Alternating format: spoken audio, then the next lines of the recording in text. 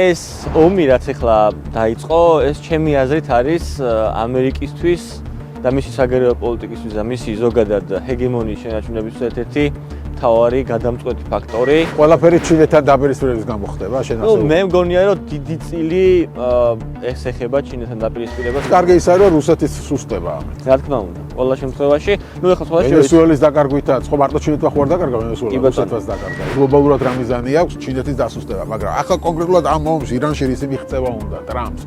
რეჟიმის ცვლილების თუ რეჟიმის მოდერნიზების როგორც ეს ვენესუელაში მოხდა. ტრამპის რიტორიკა კარგად აქვს შესწავლილი სხვათა შორის ეგ განწყობები და ბევრჯერ ამბობს რომ ჩვენ არ გვინდა იქ დემოკრატია დავამყაროთ და თავს მოვახვიოთ რაღაც შიდა პოლიტიკაში. გვინდა რომ ჩვენსკენ გვინდა რომ ჩვენკენ იყვნენ.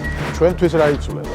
რუსეთს რაც შეეხება ახლა რა თქმა უნდა მას გამოაკლდება უდიდესი პარტნიორი ირანის სახით. ამ სიტუაციაში ბოლოს ვიდავწვათ კითხო რა შანსი აქვს საქართველოს დღევანდელ ხელისუფლებას დაალაგდეს ტრამპის ამერიკასთან. ეს სიტუაცია იმის მაჩვენებელია, რომ ამერიკა შემხედრ ნაბიჯებს კი არ გადადგავს, არამედ თუ მოინდომა, შეიძლება ძალიან ცუდად დაუსვას მის მოწინააღმდეგეებს და მის მიმართ მტრულად განწყობილებს საქმეს. მოგესალმებით, მე ვარ ჟურნალისტი მერაბ მეტრეველი და ეთერშია გადაცემა პოლიტქალაქი. დღეს გადაცემაში ჩვენ ირანში მიმდინარე ომზე ვისაუბრებთ. როგორც იცით, ერთი კვირა გავიდა უკვე, რაც ამერიკამ და ისრაელმა ირანს დაარტყეს. ჩვენ შევეცდებით გადაცემაში ეს ერთი კვირა შევაჯამოთ და ასევე ვისაუბროთ იმის შესახებ, თუ როგორ შეიძლება ეს ომი გაგრძელდეს. ვისაუბრებთ ასევე იმის შესახებ, თუ რა მოტივი და მიზეზი ამოძრავებს ამერიკას, როცა ასეთ ნაბიჯზე მიდის. ჩვენი გადაცემის სტუმარი იქნება ამერიკის კვლევარი გიორგი ლაბაძე და მასთან ერთად შევეცდებით გავარკვიოთ, რამდენად აქვს შანსი ამერიკას თავის ბიზნესს მიაღწიოს რეგიონში.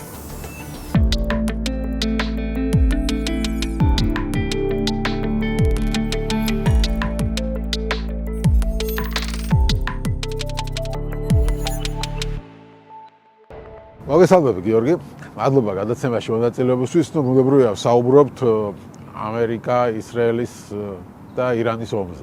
მოგესალმებით, გამარჯობა. თუმცა დავიწყოთ ტრამპით, მახსოვს შეიძლება გახსენებ ხოლმე რომ ტრამპის ფარდონჯერი ხარ და ეს კაცი როცა მოვიდა პრეზიდენტი, რაღაც მშვიდობა, ყველგან მშვიდობა დავამყარო, 7 ომი გავაჩერე, 8 ომი გავაჩერე და ესე 9 ომი გავაჩერე და ნობელის პრემიას ითხოვდა და უცებ ესეთი დაიწყო ომი, რომელიც მე მგონი არც ერთ პრეზიდენტს არ გაუბედავს, ხო, ხა ირანის წინააღმდეგ ასე ომები. და რა მოხდა, რა შეიცვალა? მოგესალმებით, მაყურებლებს პირველ რიგში. კი ბატონო, ნამდვილად ასე იყო, მშვიდობის, ესე თქვა, დამყარებლით იწონებდა თავს ტრამპი ძირითადად, თავდაპირველად.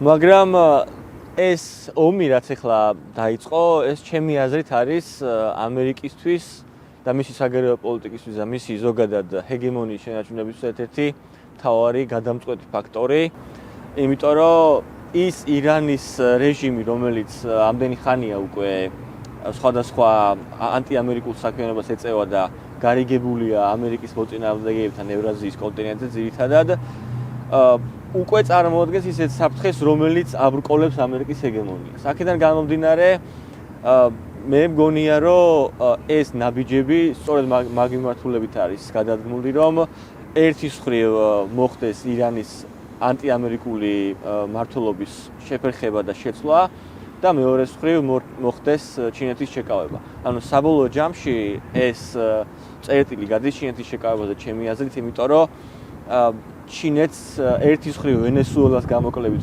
რომელიც ენერგიასაც მოიხმარდა ჩინეთი ნავთობს გულისხმობ, რა თქმა უნდა, პირველ რიგში და მეორე ირანი, რომელიც ასევე იყო მომარაგებელი იაფი ნავთობის ჩინეთის, ქმნიდა ამერიკისთვის პრობლემას, ან ყველაფერი ჩინეთთან დაპირისპირების გამო ხდება შენახება. მე მგონია რომ დიდი წილი ეს ეხება ჩინეთთან დაპირისპირებას. რა თქმა უნდა, ეხა ისრაელიდან გამომდინარე, ისრაელისთვის ეგზისტენციალური საფრთხეა ირანი და ფაქტობრივად განადგურებით და ჩაძირვით ემუქრება და მათი რაღაც ჩვეულებრივი პოლიტიკური ხედვები არის ასეთი ისრაელთან დაკავშირებით, მაგრამ ეხა სპეკულაციებია ხოლმე, რომ აი ნათანიაჰუმ დაითანხმა ტრამპი შეტევაზე და ასე შემდეგ. მე უბრალოდ ეს ამერიკაშიც ამბობენ, ხო? კი, ბევრი ამბობს. აგენები რომ აი ნათანიაჰუმ გავლენის ქვეშ არის, კი. უბრალოდ ეს არის ინტერესების თანხმობა. ერთის ინტერესი იყო ის, რომ თავის საოცხადია თავისი საფრთხე აერიდებინა ისრაელს გულისხმობ და მეორე ეს ჩინეთის შეკავების კონტექსტია და ასევე ეხლა ირანი რო ანტიამერიკულ საქმიანობას ეწევა და იქ დაწყებული 1979 წლიდან არაერთი დიპლომატი, ჯარისკაცი თუ მშვიდობიანი მოქალაქე შეეწირა ამერიკელი ირანთან დაპირისპირებას და აი ამ ყველაფერს რაც ირანი აკეთებდა, ესეც მე მგონი არ არის ეხლა ძნელი გასაზომი, მარტივად შეიძლება ამის მოძებნა და ნახვა. ამდენად ყველაფერმა ამან გამოუწვევა, მაგრამ ნუ ჩვენ შეგვიძლია უფრო სიღრმეში შევიდეთ ეხლა ჩინეთთან დაკავშირებით, რატო ხდება ასე ჩინეთი ფაქტობრივად ჩინეთი ახერხებს იმას, რომ ეს ანტიჰეგემონიური კოალიციის სათავეში მოექცეს, რომელიც შემადგენლობაში თავისთავად ცხადია არიან რუსეთი და ირანი და ის წარმატებით ახერხებდა ამის ხელმძღვანელობას, ესე ვთქვათ, ამ კოალიციის, მაგრამ ნუ შეერთებულმა შტატებმა დაინახა, რომ გარდა იმისა, რომ ეხლა ირანი გამოვაცალოს ამ ანტიჰეგემონიურ კოალიციას, აღარ დარჩენია თუ მას ჯერ კიდევ უნდა ჰეგემონიის შენარჩუნება. ხა თუ არ უნდა და რაღაც რიგით სახელმწიფო ანუ ეს არის ომი ჰეგემონიისთვის გამოდის, ხო? ანუ ამერიკა იბრძვის, რომ სოფლიო კვლავ იყოს ერთპოლუსიანი და ის იყოს თავარი ჰეგემონი. ნუ მე ჩემი სიტყვები არ არის ნამდვილად და ამას ანალიტიკოსები ბევრი უკვე უწოდებენ ცივი ომის ახალ ფაზას, მეორე ცივ ომს, ესე რომ ვთქვათ, და ეს ჩინეთს და ამერიკას შორის ცივი ომი არის უკვე და არა, ვთქვათ, რუსეთს გულისხმობ. და ამ მეორე ცივი ომის ფარგლებში ეს არის შეჯახების წერტილები ყველა შემთხვევაში. 2000-ის გარშე ასეა და თუ ეხა რაღაცა სოფლიო კვლავ მხოლოდ ამერიკის ჰეგემონიის ქვეშ არ უნდა იყოს, მაგალითად, ამერიკას არც ის არ უნდა, რომ ეს იყოს ჩინეთი, რომელიც მას მთლიანად ჩაანაცვლებს, იმიტომ რომ ხა ჩვენს დავაკვირდებით მაგალითად სავაჭრო ურთიერთობებს, რასაც ჩინეთი ამყარებს, იმ ბაზრებს, რომელიც ჩინეთმა წაართვა შეერთებულ შტატებს ბოლო 10 წლების განმავლობაში, სრულიად ბუნებრივად მოგვეჩვენება ესე ვთქვათ, შეერთებულ შტატების შეშფოთება, რაც დაკავშირებული ამ ზრდასთან, ჩინეთის მისი მოწინააღმდეგის ზრდასთან. და ყველა სტრატეგიული დოკუმენტი, რაც დაიდო, ამაზე ლაპარაკობს და ირანი არის ის გადაკვეთის წერტილი, რომელსაც თუ შემოაბრუნებს შეერთებული შტატები თავის მხარეს, ის ერთის მხრივ შეაკავებს ჩინეთს და მეორეს მხრივ გაზრდის თავის სტრატეგიულ. ჩვენთვის კარგი ის არის, რომ რუსეთის სუსტება ამით. რა თქმა უნდა, ყველა შემთხვევაში, ნუ ეხლა სხვა ვენესუელის დაკარგვითაც, ხო მარტო ჩინეთმა ხო არ დაკარგა ვენესუელა, რუსეთსაც დაკარგა. ირანისთვის თუ დაკარგავს, მარტო ჩინეთი ხო არ დაკარგავს, რუსეთიც დაკარგავს. კი, მაგიტომ თქვი, რომ ეს ანტიჰეგემონიური კოალიციაა და მართალია ამის თავში, თქვა, ჩინეთია მოქცეული რუსეთში არსებული კრიზისების გამო, მაგრამ ეს იმას არნიშნავს, რომ რუსეთი მნიშვნელოვანი როლი არ არის ამაში, ძალიან მნიშვნელოვანი გონია. ხო, თუმცა რუსების ლოგიკა ხო ეს არის, რომ რატომ უნდა იყოს ერთი ჰეგემონი, იყოს ორპოლუსიანი ან სამპოლუსიანი სამყარო. და ამერიკას ხო ამაში დანაშაულებებს ზუსტად, რომ აი უნდა რომ ერთპოლუსიანი სამყარო იყოს და თვითონ იყოს ჰეგემონი. საქმე ისაა, რუსეთის პოლიტიკის გეგმავები ძალიან შორს წავიდნენ, როდესაც მათ აი ესეთი ღია აგრესიები მიიტანეს როგორც საქართველოზე, ისე უკრაინაზე. ხა არის სპეკულაციები, რომ თითქოს ამერიკას უკრაინა არ აინტერესებს და ესეთი მსგავსი რიტორიკა, მაგრამ სიამოვნებაში ის ფაქტი, რომ რუსეთი არ ღვევს ასე პირდაპირ დამოუკიდებელი სახელმწიფოების საზღვრებს და იწყებს ესეთ სრულმასშტაბიან ომს, ეს უკვე მოუხერხებელია ამერიკისთვის, ძალიან რბილად რო ვთქვა. ხო და რუსები ამბობენ, რომ ამერიკას ხო არ ღვევს, აგერ შევიდა პრეზიდენტი მოიტაცა ვენესუელას, აგერ ხა ირანს ბომბავს. ისინი ამბობენ, ჩვენ რითი ვართ ნაკლები. ხო, რამდენი ხანი უყურა შეერთებულმა შტატებმა ამ ყველაფერს? დაწყებული 2008 წლიდან. ნუ აღარ წავალ ახლა აფხაზეთის ომზე, მაგრამ დაუბრუნდით, თქვა 2008 წელი, ხო? აი საერთაშორისო აღიარებულა ესე ბევრი ამბობს ამ თარიღს. ავიღოთ ჩვენ. საქართველოში შემოჭრით დაიწყო რუსეთის თავხედობა, ასე ვთქვათ. ხო, აი გავიდა რამდენი წელი, მერე მოვიდა 2014 წელი, ყირიმის ანექსია.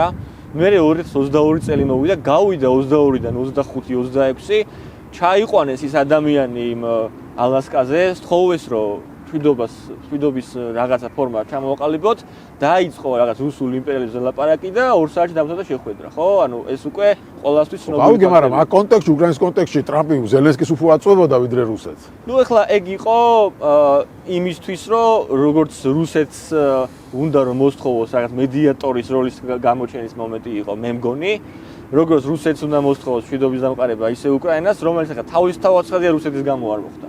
და ამას უკვე ამერიკელებიც ღიად ამბობდნენ, რომ შვიდობაზე ვერ დავითანხმეთ რუსეთი. ანუ პუტინი ვერ დავითანხმეთ შვიდობაზე და არა. ხო, ტრამპი არ ამბობს მაგას. როგორ არ ამბობს? ამბობს, იმიტომ აი არა, ამბობს ორივეზე. მე რაც ნახე ბოლო განცხადება, რომ აი პუტინის და ზელენსკის და ასე შემდეგ. ნუ ეხა ზელენსკისაც მაინც არ ეშვება. რიტორიკის ნაწილი იყოს და არ ეშვებოდეს ზელენსკის იმ მიზეზის გამო, რომ მე როგორც ხედავ ძალიან აქვს რესპუბლიკელებს ჩარჩენილი, როდესაც ზელენსკი დაესწრო დემოკრატების კამპანიას, საპრეზიდენტო კამპანიას შტატ პენსილვანიაში.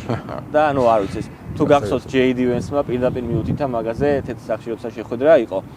მე ვფიქრობდიო, ამას არ ექნებოდა ასე დიდი მნიშვნელობა დროის განმავლობაში, მაგრამ როგორც ჩანს ესე დარჩა.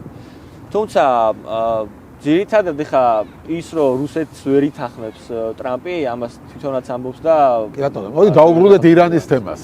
ირანში რა მიზნები შეიძლება კონდეს? გავიგეთ, გლობალურად რა მიზანი აქვს ჩინეთის დასუსტება, მაგრამ ახლა კონკრეტულად ამ ომს ირანში რისი მიღწევა უნდა ტრამპს?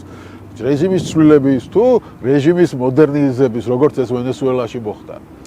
საბოლოო ჯამში ვენესუელას მაგალითი რო ავიღოთ, ძალიან საინტერესო მაგალითი არის რატო? იმიტომ რომ აი გუშინ ალბათ ნახეთ წინა დღეებში დელსი როდრიგესის და განცხადებები და მე ტრამპის განცხადება, რომელიც რაღაცა თბილი ურთიერთობის ისინი გამოავლეს მომენტები. ჩემი აზრით ეს შემთხვევითი არ არის და მიუთითებს იმაზე, რომ იმის მიუხედავად რომ თქვათ აი გარკვეულწილად იგივე სისტემა მართავს ვენესუელას დღეს როგორც მართავდა თქვათ მადუროს შემთხვევაში, ეს უკვე სახეცვლილი რეჟიმი არის და ეს არის ანუ საგარეო პოლიტიკის კონტექსტში უფრო მეტად ამერიკის მიმართ დადებითად გავიგე, მაგრამ ხალხი კითხულობს და ვენესუელელ ხალხს რა ამითი, ხო ისევ დარჩა იგივე დიქტატორული რეჟიმი.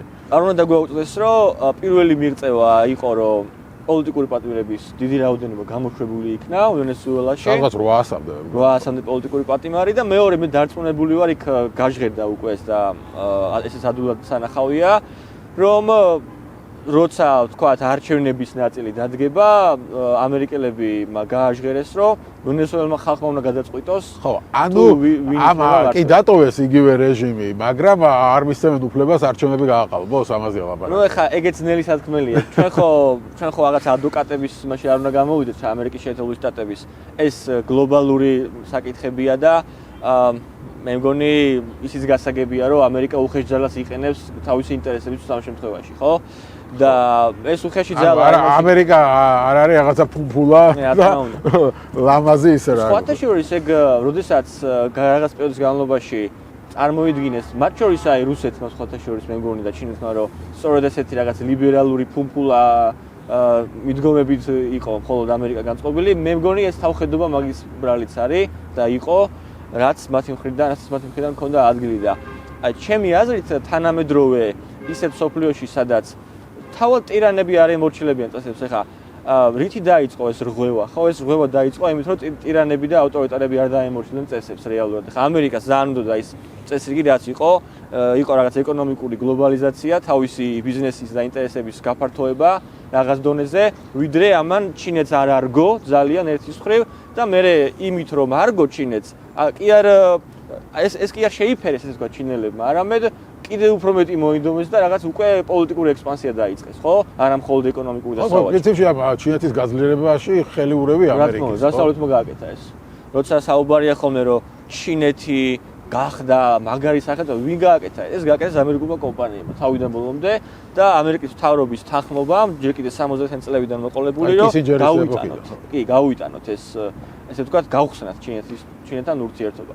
ამიტომ ამით წესით უნდა ესარგებლა პოზიტიურად, მაგრამ საბოლოო ჯამში ამერიკისთვის დააყენა ძალიან ნეგატიური შედეგი და ეხა ამას როცა ქონდა ადგილი ესეთ ცვლილებებს, რაც პრინციპში ერთის მხრივ იალტის შემდგომი წესრიგი იყო და მერე ცივი ომის შემდგომი წესრიგი, ხო?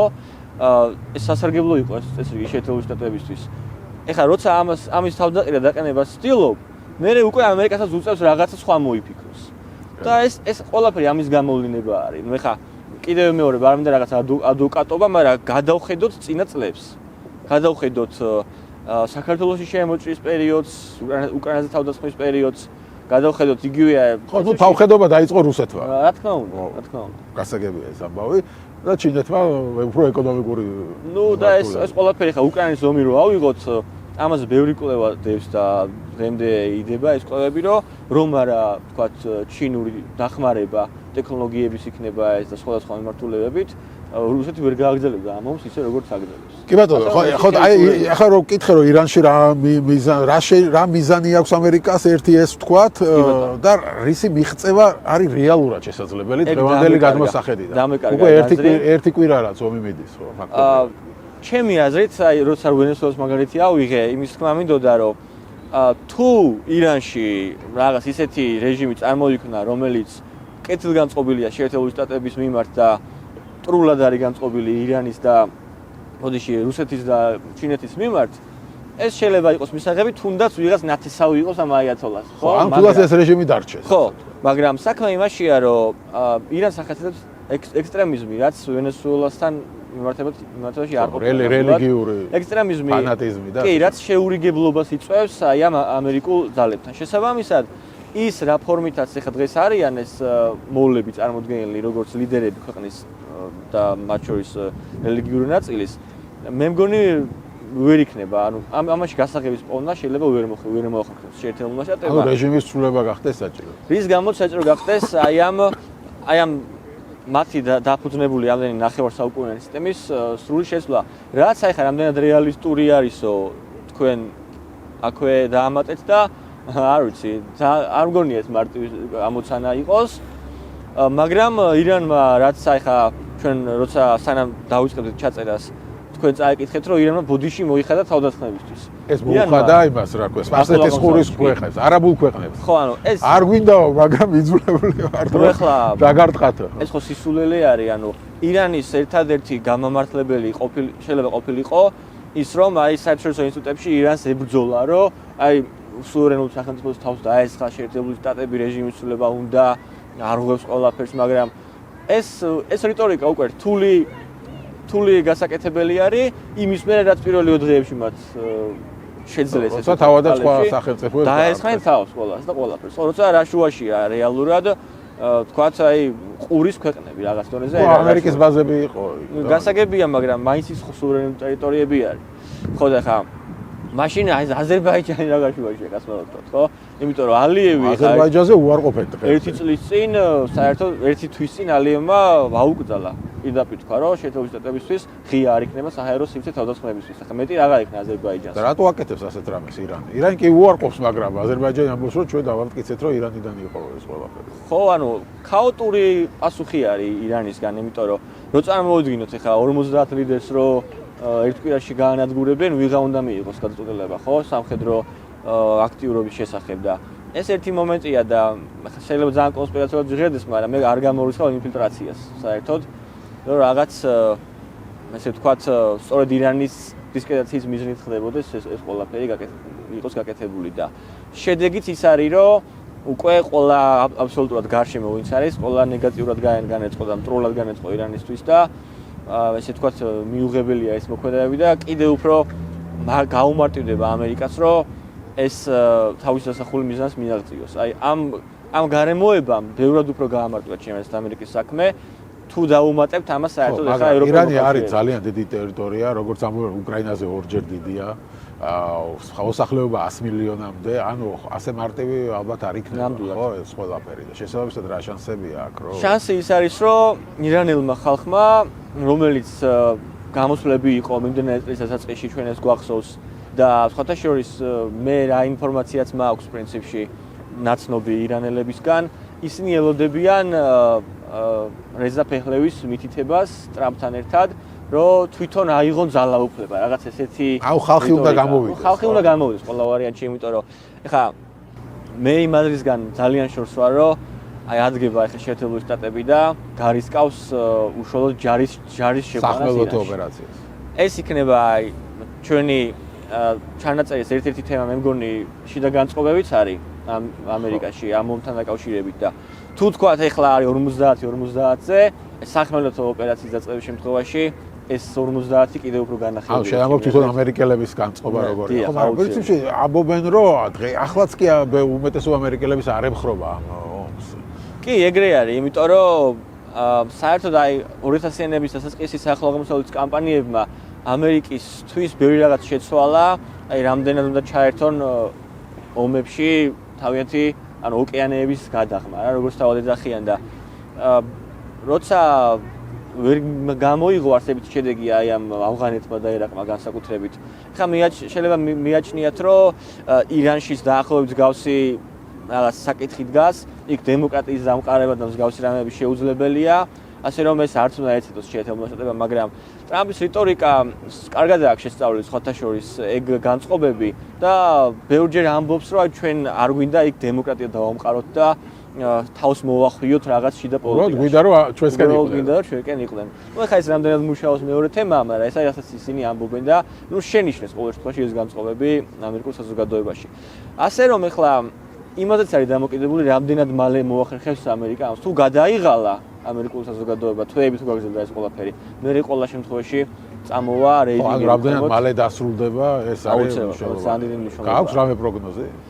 ძალიან მიჭირს სიმართლე რომ გითხრათ ამ ომზე პროგნოზის გაკეთება. უბრალოდ მე რაც რა ინფორმაციებიც მოდის ჩემამდე, ერთი თვე შეიძლება არ იყოს ამ ყველაფერს, არ ვიცი ხა, შეიძლება არასწორი ინფორმაცია მაქვს, მაგრამ შეიძლება ზაფხულამდე გაგრძელდეს დაახლოებით, აი საბოლოოდ დაალაგება და ჩამშვიდება ყველაფრის. განსხვავების მაგალითად გასული წლის ივნისში, როდესაც გვახსოვს რომ 12 დღეში დასრულდა და დამშვიდდა ყველაფერი, მე ხოსურს ჩემი ოჯახის წევრები ისრაელში ცხოვრობენ და აქ იყვნენ, ვერ ბრუნდებოდნენ და ნუ სადღაც ერთ თვე დაჭირდა მაქსიმუმ, რომ ყველაფერი დაალაგებულიყო და ეხლა ესე არ იქნება, მე ესე მგონია, ერთ თვეზე ბევრად მეტი დაჭირდება ამ ყველაფერს. ხო, ნუ იქ საუბარი არის რომ შეიძლება რაღაც იქ ქურთები შეიარეს. კი, ეს კიდე უფრო ქურთები ირანში ცხოვრობენ, ერაყში ცხოვრობენ და რაღაც ასე დაიწყოს, მაგრამ ეს უკვე სამოქალაქო ომში გადასდას ნიშნავს, ხო ხა? კი, იმიტომ რომ ეს დიდი უმცირესობა სირიას მივიღო. დიდი უმცირესობაა და შეიძლება ამერიკას უნდოდეს ამ ქურთების გამოყენება თავისი მიზნებისთვის რაღაც დონეზე, მაგრამ ის რომ ესე ძალიან გააქტიუროს ქურთები და თქვათ აი უშუალოდ ირანელ ხალხს ეს შეიარაღებული ქურთები დაუპირისპიროს, ეს წამგებიანი მგონია, იმიტომ რომ თავად ირანელებსაც არ მგონია მოეწონოთ მაინც და მაინც ეს იდეა, ვინც თუნდაც გაწყობილია აი ამ აიათოლების რეჟიმის. ხო, իրანის ოპოზიციას გულისხმობს, ხო. ხო, ანუ ეს ირანში ოპოზიციური განწყობა რამდენად ძლიერია, ეს ვინმე მიცის რეალურად, იმიტომ სხვა აზრი არის, ხო? ზოგი ამბობს, რომ პირიქით ყავს რეჟიმს იქ მომხრეები. როგორ შეიძლება კი არა, აუცილებლად ეყოლება, იმიტომ რომ წარმოვიდგინეთ 50 წლიანი ტვინის რეცხვა შეუძლებელია უშედეგოდ დასრულდეს, მაგრამ ჩვენ კარგად ვნახეთ, რომ ხალხი იყო ტყვიების წინაშე იდგა და მაინც გარეთ მაინც გავიდა და 10,000 ადამიანი შეეწირა ამ ყველაფერს და ამაზე მეტი მაჩვენებელი რომ ოპოზიცია არსებობს და შეურიგებლობა არსებობს, მე მგონი არა. ჩემი აზრით რაღაც მომენტს ელოდებიან ახლა თუ მართლა აქვს აი ამ შახს რეზა ფეხლებს რეალურად. ამ შახის მიმართ ტრამპი არ არის რაღაც კეთილგანწყობილი. ამდენჯერ გააკეთა განცხადება, რომ დიდად არ მგონია ის იქ პოპულარული იყოს და უფრო შიგნით მყოფი ლიდერი მირჩენია და ასე. კი, ეგ ახასიათებს. ტრამპს იგივე ის რო ავიღოთ მაჩადო, ხო? რომელსაც ნობელის პრემია მიუძღვნა და რაღაცა, ხო? ეს არის ვენესუელელი ოპოზიციონერი. მაინც იგივე ხალხი დატოვა პრინციპში. იმიტომ რომ მათ იციან შიგნით რა ხდება. ანუ ესეთი მიდგომაა დღეს ამერიკისკენ, ხა ცუდია, კარგია ეს არ ვიცი. უფრო ნეიტრალურად უყურებ, კარგი არ მგონია ყოველ შემთხვევაში მაინც და მაინც, მაგრამ ნუ რეალისტურია როგორც ჩანს რა. და ირანშიც ახლა სრულიად ისეთი ფიგურის გამოჩენა, რომელსაც პირველ რიგში რა არის მნიშვნელოვანი, ხო? ეგეთი რეგიონისთვის. შეიძლება არ დაემორჩილონ სამხედრო. ხო, ანუ ეხა ფეხლების ასე ვთქვათ, მოსვლამ შეიძლება პირიქით გამოიწვიოს სამოქალაქო ომი, იმიტომ რომ იქ მერე იმას დაუპირისპირდეს ის ხალხი, ვინც ამ რეჟიმს ემხრობა და ნუ არეულობა გაგრძელდეს დიდი ხანი. ხო, ამას ერიდება ეხლა ტრამპი როგორც ჩანს. და ამიტომ ამბობს, რომ ჯობია ისევ ამათგან იყოს ისეთი, ვინც ჩვენსკენ იქნება. შეუძლია შეაკავოს სიტუაცია და თან იქნება თან ჩვენსკენ იქნება. ესე რბილად განწყობილი ამერიკის მიმართ, რაც ნამდვილად თული ამოცანაა. აი რომ ვახსენეთ ეგ ექსტრემიზმის ნაწილი, ეს ძალიან დიდი გამოწვევაა და ეს თავიდანვე გასაგები იყო, რომ ასე იქნებოდა, მაგრამ მე ხარ რა აქვს მოფიქრებული გამოჩნდება ეს თოცა განმავლობაში მოგვიყვება. ხო, კარგად. ხო, ნუ გიბატონო, ხო, ალბათ რამდენიმე კვირაში უფრო ყველაფერი ნათელი იქნება, მაგრამ რეგიონში რა აცვლებები შეიძლება დადგეს ამის მერე. თუ იქ მართლა ამოვიდა, ნუ პროამერიკული რეჟიმი. მოდი ასე ვთქვათ, როგორი იქნება, ვინ იქნება? ხო, ეს იმდენად დიდი რეგიონია და იმდენად დიდი ცვლილებას ექნება ადგილი და ირანის პროქსები რაც არიან ჰამასი და ჰეზბოლა თავისთავად ცხადია ისინი ამ შემთხვევაში მინიმუმ დაზარალდებიან და შეიძლება საერთოდ გაქრნენ ნელ-ნელა როგორც ISIS-ი გაქრა თავის დროზე და ამერიკას ექნება დასაყრდენი რეგიონში ექნება წოდომა უდიდეს ნავთობის რაოდენობაზე და აი ხა რო ავიღოთ ჩვენ ხო 50% ნავთობის მოდის აი რამდენიმე ქვეყანა რო ავიღოთ საუდარაბეთი ირანი და იქით ვენესუელა რო დაუმატო ეს უკვე გამოვა რომ ამერიკის კონტროლის ქვეშ ყოფ ქვეყნებს მეტნაკლებად აქვთ ამ წარმოუდგენელ რეზერვებზე წვდომა მით უმეტეს როცა ენერგიას და ენერგო რესურსებს ამ დროში აქვს უკვე ძალიან დიდი მნიშვნელობა. ჩვენთვის რა იცვლება? ჩვენთვის იცვლება ის რომ ცალსახად უკეთესი იქნება. ჩვენთვის იცვლება ის რომ სულ ცოტა რუსეთის ამბიციები რომ გააკეთოს ეს თავისი სამხრეთი კორიდორი ირანზე გასწროს და გადავიდეს ინდოეთში. ახლა ბრიქსი ხო შექმნეს და ამ ბრიქსი ქვეყნებში შედის როგორც ირანი, ისე შედის არაბული ქვეყნები, რომლებსაც ირანმა დაარტყა. ახლა ბრიქსის ქვეყნები ერთმანეთს დაერივნენ ფაქტობრივად. კი, ახლა მან ინდოეთით შედის და ჩემი აზრით ინდოეთთან უკვე რაღაც ურთიერთობები დაალაგა ამერიკამ რომ მაგ ბრიქსში მონაწილეობის დიდი სურვილი აღარ აქვს. საინტერესო ის არის რომ ირანთან ვაჭრობდა ჩინეთი იუანი თავისი ვალუტით და ეს როცა ეს საკითხი გაქრება, დოლარის მნიშვნელობა კიდევ უფრო შეინარჩუნებს, ესე ვთქვათ, თავის სიძლიერეს, ესე ვთქვათ რა და რუსეთს რაც შეეხება ახლა, რა თქმა უნდა, მას გამოაკლდება უდიდესი პარტნიორი ირანის სახით. ეს კიდევ ვიმეორებ ეს ჩრდილოეთ სამხრეთის კორიდორზე მუშაობს რუსეთი და ახლა ეს რკინიგზის თემა მაგის ნაწილად უნდა რომ გაეკეთებინა. ეს მოკვდება მართლა. პლუს რუსეთის იმიჯისთვის რამხელა დარტყმა წარმოიდგინე ახლა ასადი მათი მოკავშირე მოაძვრეს ვერაფერი ვერ ქნა, მადურო მოაძვრეს ვერაფერი ვერ ქნა. ახლა ირანშიც თუ რეჟიმი შეიცვალა, თვითონ რუსები ამბობენ რომ რა ხდება, ვერავის ვერ ვეხმარებთ. ჩვენი დრო მოდის. ჩვენი ახლა მე შეიძლება ჩვენ აღმოვჩნდეთ შემდეგი. საინტერესო ის არის რომ აი პუტინმა ანუ რუსეთი თავის მოკავშირეებს ვერაფრით ვერ ეხმარება. აქ ჩვენთან ჩვენი პრორუსები ამბობდნენ რომ აი დასავლეთი უკრაინას არ ეხმარება და დასავლეთი რო არ დახმარებოდა უკრაინას დღემდე დაცემული იქნებოდა. მართლა სამ დღეში დაეცემოდა კიევი. ხო ფული და იარაღით მაინც დაეხმარდა. რუსეთი რითი დაეხმარა ამ ხალხს? თავის მოკავშირეებს ვერაფრით. ის გვაუწყდება როგორ კბილამდე შერაღება მიდიოდა უკრაინის ომამდე, ხო? ეს არ იყო დასავლეთის დახმარება რეალურად. მაგას რომ მივაქციოთ ყურადღება. და ნამდვილად ეს არის მაგის გამოვლენებაა, რომ რეპუტაციულად პუტინმა თუ აცხადებს პუტინი რომ ირანს ვერ დაეხმარება და არც არის ვალდებული რომ დაეხმაროს, ხო, ეს მე მგონი სერიოზული დარტყმა არის და იგივე აი ქართული რუსეთუმეებისთვის მათი გამართლება რომ საქართველოს კი არ უნდა გაიწიოს დასავლეთზე, არამედ უნდა რეალისტურად შეხედოს რუსეთის საკითხს.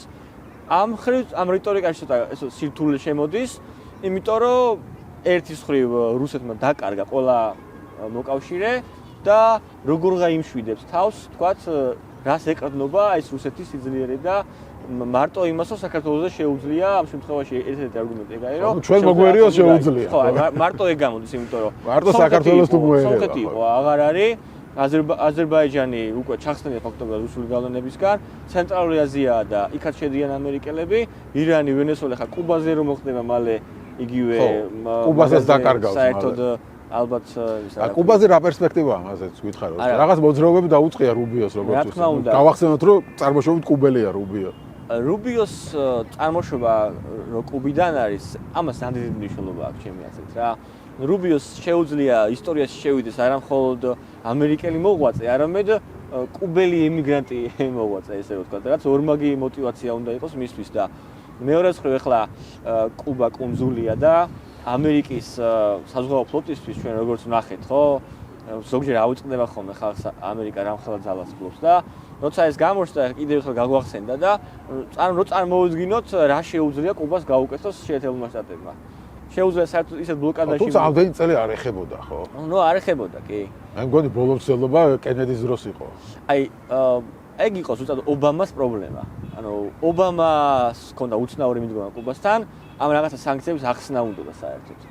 და ამასობაში ეს კუბა თანამშრომლობს როგორც რუსეთთან, ვიცით ხო, ისე ჩინეთთან და წნეხის ესე ვთქვათ არიდება გეგმავდა კუბასგან, რომ აი რა მიზანი უნდა მიეღწია ამით, ხო? ვითომ ამერიკასთან გამოვიდოდა? ეხლა იქნება დაახლოებით იგივე სცენარი, რაც მიადგებიან და ეტყვიან, რომ თუ არ გინდა რომ ვენესუელა დაგემართოთ.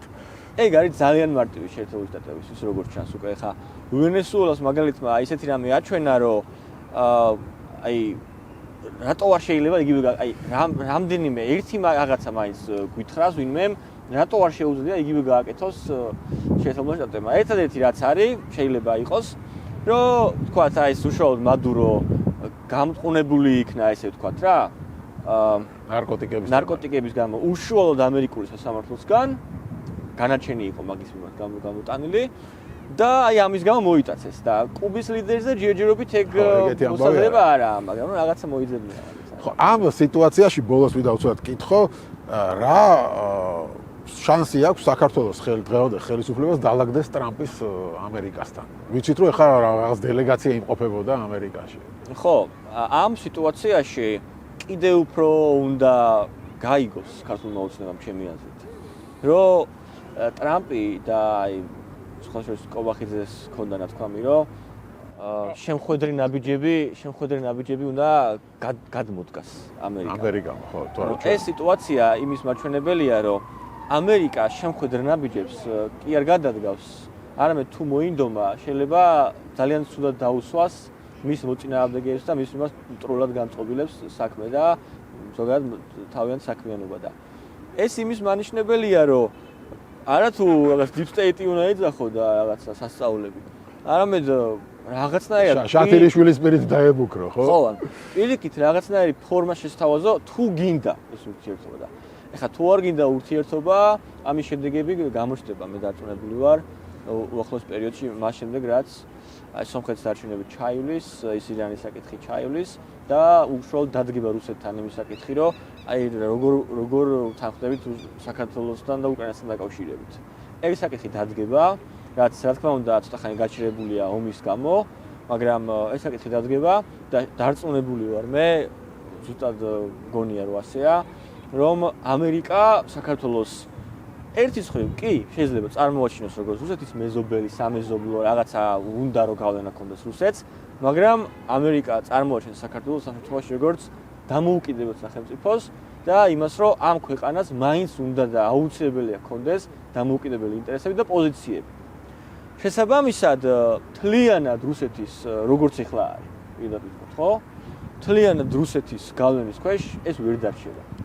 სულ რო თავი დავანებოთ იმ საჭიროებას, რაც შეერთებულ შტატებს გააჩნია და ინტერესს, რაც გააჩნია რეგიონის მიმართ საბოლოო ჯამში. ასე რომ ხა რაც არ უნდა ვიძახოთ, რომ მულტივექტორული საგარეო პოლიტიკას ვატარებთ, ხო? პირიქით, ძალიან ერთვექტორულ საგარეო პოლიტიკას ვატარებთ, იმიტომ რომ გადაკიდებული ყავს ფაქტობრივად მთავარი აქტორები. ეხლა წარმოვიდგინეთ, ხო, ამერიკა არ არის ბრიტანეთი, ბუდიში პირიქით უნდა მეთქვა, ბრიტანეთი არ არის ამერიკა, ანუ ფინანსურად დღეს უკვე განსხვავებული მოცემულობაა, თქვა ვიდრე 200 წლის წინ იყო, მაგრამ ბრიტანულმა ერთმა სანქციებმა რა ამბები გამოიწვია, თან რაზე, ტელევიზიებზე, ხო და არა ვიღაც სხვა მაღალჩინოსნებზე. რა ამბები გამოიწვია ქვეყანაში და ეხლა თუ ამას შეერთებული შტატები აიღებს ხელში, მე მგონი არ იქნება არც მათთვის და რაც სხვათა შორის ცუდია, არც მთელი ქვეყნისთვის კარგი. თუ ისინი გადადგამენ რიგ ნაბიჯებს. როგორც არის ბანკებთან ურთიერთობა სხვათა შორის და ასე შემდეგ და ასე შემდეგ. რა თქმა უნდა. გასაგებია, მადლობა დიდი გადაცემაში მონაწილეობისთვის. მადლობა თქვენ.